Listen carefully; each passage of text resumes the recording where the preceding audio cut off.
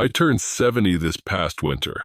It wasn't a big celebration, just a small cake my neighbor brought over and a few phone calls from people who remembered the date because their phones reminded them. 70 sounds like a long time, and in some ways it is.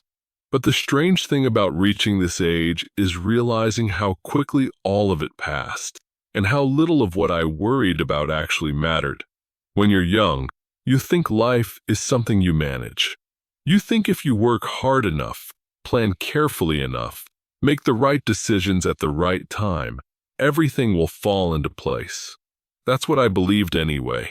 And for most of my life, I was busy doing exactly that. When I was in my 20s, I thought the most important thing was getting somewhere, getting ahead, proving I was capable of something. I worked long hours, took every opportunity, said yes to things even when I was already exhausted. Back then it all felt reasonable, necessary, even. Everyone around me was doing the same thing. We were all climbing toward something none of us could quite define, but we were certain it mattered. I met my wife when I was 27. She had a quiet way about her.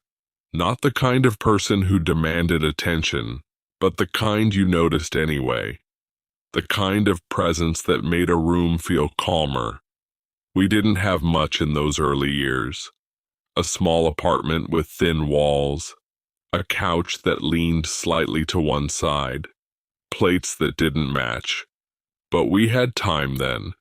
Time to sit together at night, time to talk about small things, time to laugh about nothing in particular. And I remember thinking that once I got my career where it needed to be, once things stabilized, we'd have even more time like that. It seemed logical. Work hard now, relax later. That was the plan. In my 30s, things started moving quickly. Promotions, responsibilities, longer hours. I remember coming home later and later. Sometimes after she'd already gone to bed, she'd leave a plate in the microwave with a little note on top. Heat for 2 minutes. Nothing dramatic, just small kindnesses. At the time, I told myself it was temporary, that all this effort was for us. I thought being a good husband meant providing, being dependable, making sure the bills were paid and the future looked stable. And in fairness, those things do matter. But what I didn't realize then was how quietly time moves when you're not paying attention. Years don't arrive loudly. They slip by in ordinary Tuesdays, in missed dinners, in conversations you say you'll finish later. By the time I was in my 40s, the rhythm of our lives had changed. We still cared about each other deeply. That part never disappeared, but the space between us had grown in ways I didn't notice at first. She stopped waiting up for me. We stopped sitting at the kitchen table late at night. Even our conversations became more practical. Groceries, bills, schedules, life management. And I told myself that was normal, that this is just what adulthood looked like. You settle into routines. You build stability. But stability can sometimes be another word for distance. I see that now.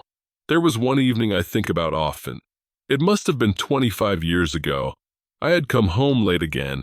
Not unusually late, just the normal late I had gotten used to. She was sitting in the living room reading. When I walked in, she looked up and smiled the way she always did. And she said something simple. She said, "I miss you." Not angrily, not accusingly. Just quietly. I remember feeling a small sting of guilt, but I also remember answering quickly, "I know. Things will slow down soon." I truly believed that. I believed there would always be time to correct the balance later. But life doesn't always announce when later stops being available. In my early 50s, she got sick. At first it was subtle. Fatigue. Small things doctors weren't worried about. Then more tests. Then more appointments.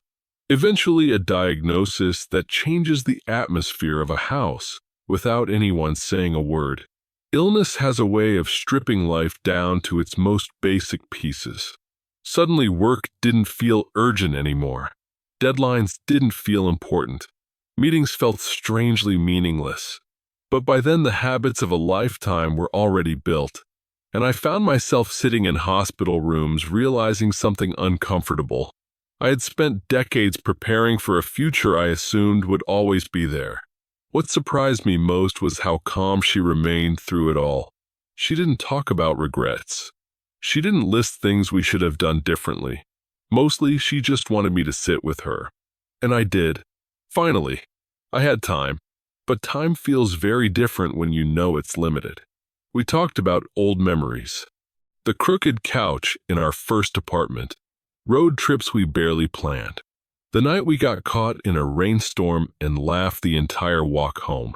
Small things. The kinds of moments that never seemed important when they were happening. She passed away when I was 56. Even saying that out loud still feels strange, like describing someone else's life. The house became very quiet after that. Not immediately. At first there were people around. Family visiting. Friends checking in. But eventually everyone returns to their own lives. And what remains is the silence you hadn't noticed before. In the years since then, I've had a lot of time to think. That's something old age gives you whether you want it or not. Long mornings, long evenings, plenty of space to replay memories. And what I've realized slowly is that most of the things I once treated as urgent were never truly important. The promotions, the late nights at the office, the constant sense that I needed to push just a little harder to secure the future. None of those things stayed with me. What stayed were moments I nearly overlooked. Her laugh from the kitchen, the way she used to reach for my hand during long drives, the quiet comfort of sitting together without needing to speak. Those were the things that mattered, and they were available the entire time.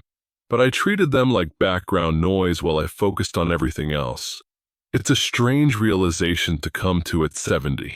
You look back and see that life was never asking for extraordinary achievements.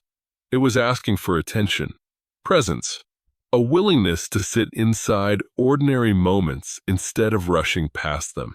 I'm not saying work doesn't matter, or responsibility.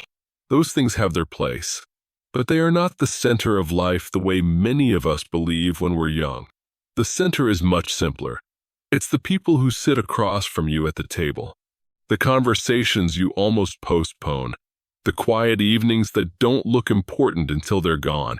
If someone had told me this when I was 30, I probably would have nodded politely and gone right back to work. Because understanding something intellectually isn't the same as feeling it in your bones.